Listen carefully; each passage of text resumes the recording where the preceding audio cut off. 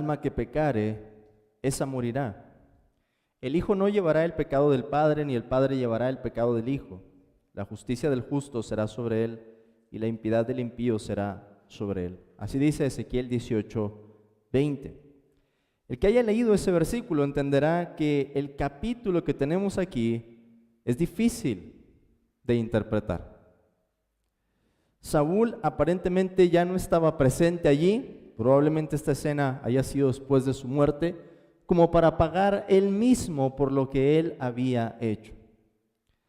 Así que los gabaonitas demandan la vida de sus descendientes a cambio de la matanza que él había efectuado en el pueblo de los gabaonitas. Así que con este capítulo, hermanos, probablemente tengamos más preguntas que respuestas, al menos en esta meditación. Sin embargo, es algo muy bueno reflexionar en la moral, la ética y la ley de Dios. Como cristianos no podemos juzgar con simplicidad los dilemas morales.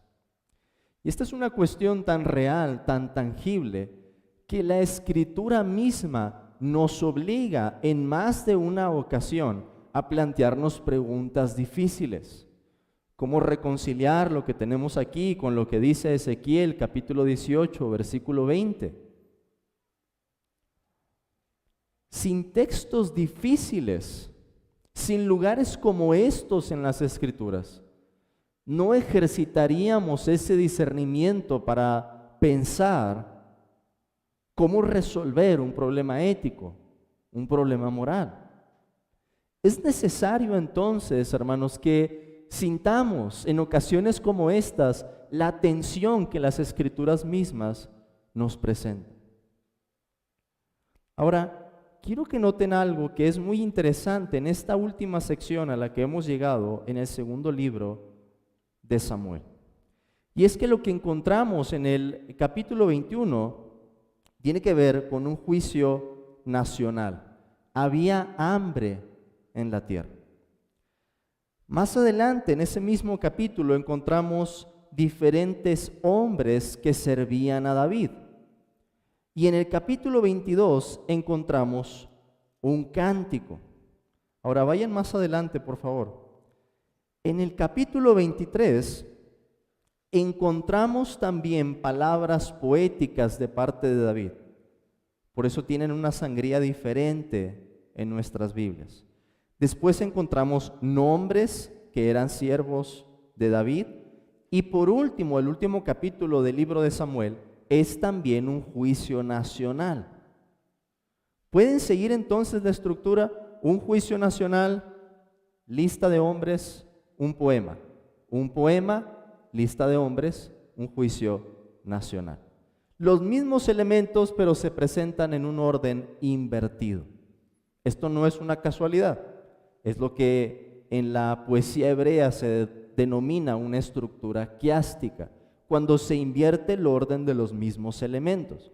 Y con esto, hermanos, lo que ocurre es que se resalta esta última parte de la historia.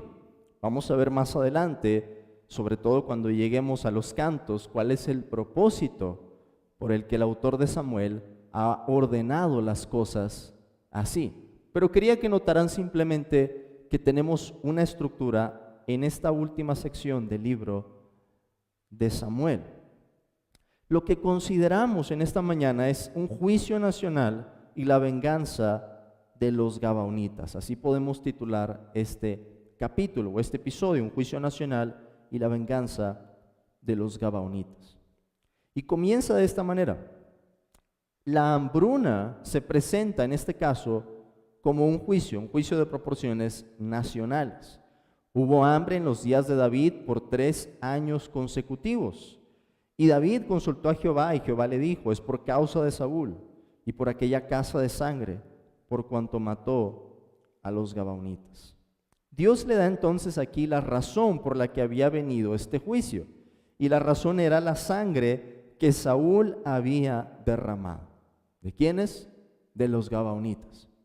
¿Quiénes eran los gabaonitas? Hace mucho que ya los dejamos en el Antiguo Testamento. Estaban en el libro de Josué.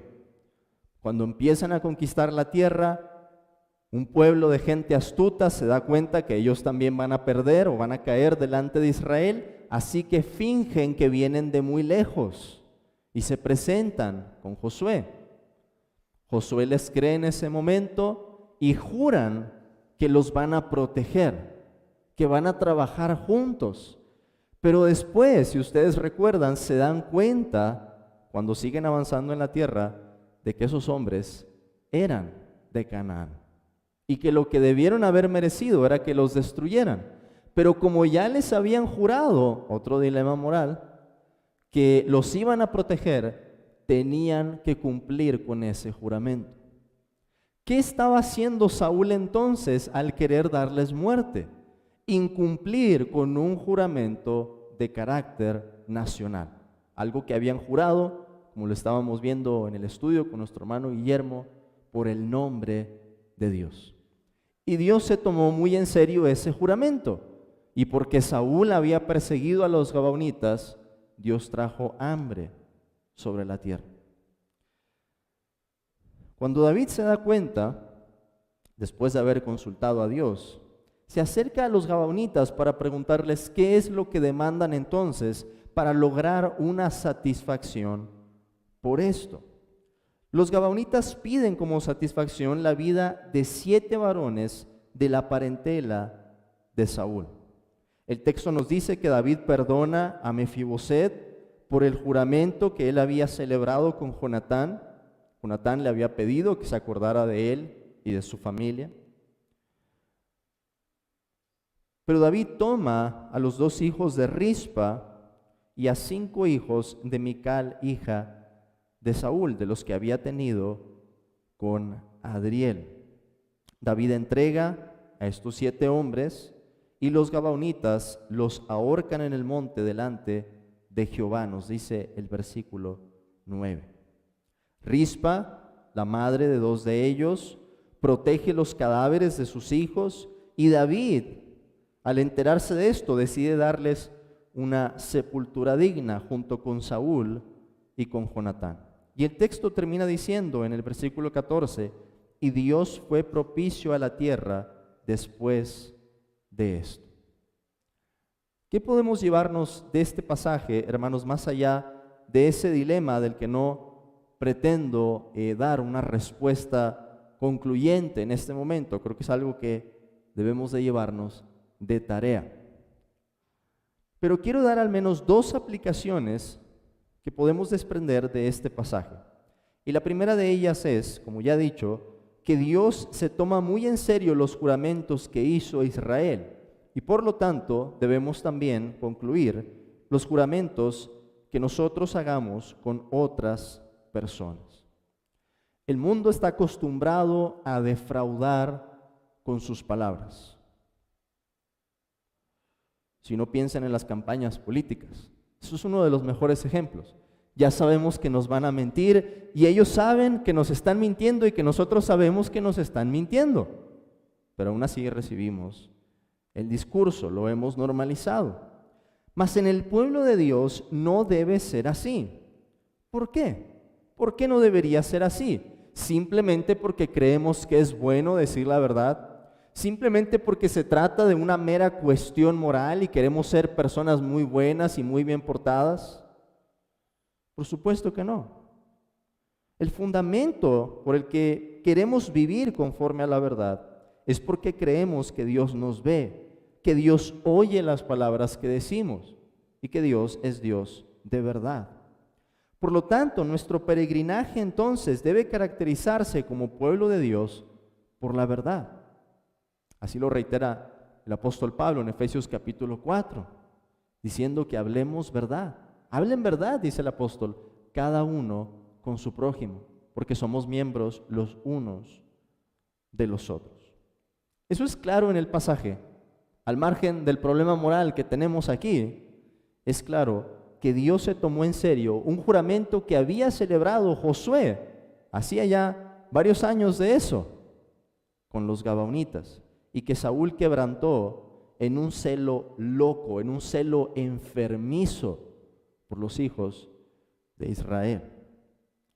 En segundo lugar, hermanos, vemos que la justicia de Dios está muy por encima de nosotros y es inexorable. No hay manera de hacernos a un lado, de escapar, de esquivar la justicia de Dios. El pasaje puede parecernos duro, pero si algo nos dice es que Dios no esconde la sangre de una matanza, ni se hace de la vista gorda. Y eso, hermanos, debería traer consuelo a nuestras almas. Consuelo en nuestro país, en donde vemos un derramamiento continuo de sangre, en donde esas personas que han sido sepultadas con todas las palabras que ahora se acuñan, que los amantes de la maldad han plantado.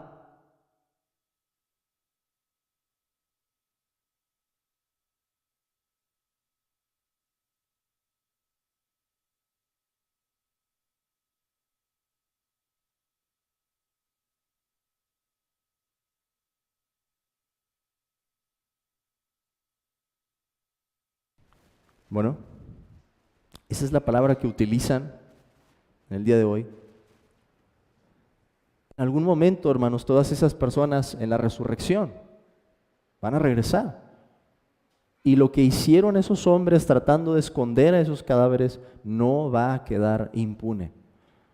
Como no va a quedar impune, lo que creo que muchos de ustedes saben que ocurrió el día de ayer, en la noche, en un bar en el centro de Querétaro, donde llegaron un grupo de hombres con mano armada e hicieron masacre que no parecía distinguir a quién le estaban disparando.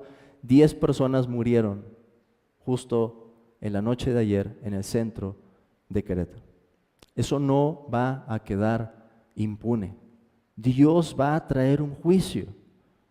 Entonces, más allá del problema moral, hermanos, que podemos sentir al leer pasajes como estos, recibimos el consuelo al ver que todo lo que estamos presenciando, toda la violencia, la destrucción en nuestro mundo, va a salir a la luz. Dios no la desconoce. Dios sabe hasta el último detalle de esas cosas.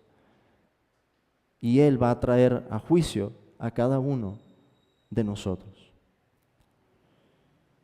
Y digo que eso nos da consuelo, porque sabemos que estando en Cristo estamos del lado correcto, del lado seguro, del lado en el que hay amparo, en el que hay refugio, en el que hay perdón, en el que ya ha sido satisfecha la ira de Dios, pero no cayendo sobre nosotros, sino sobre su propio Hijo. Pero para los que están fuera, espera juicio y destrucción.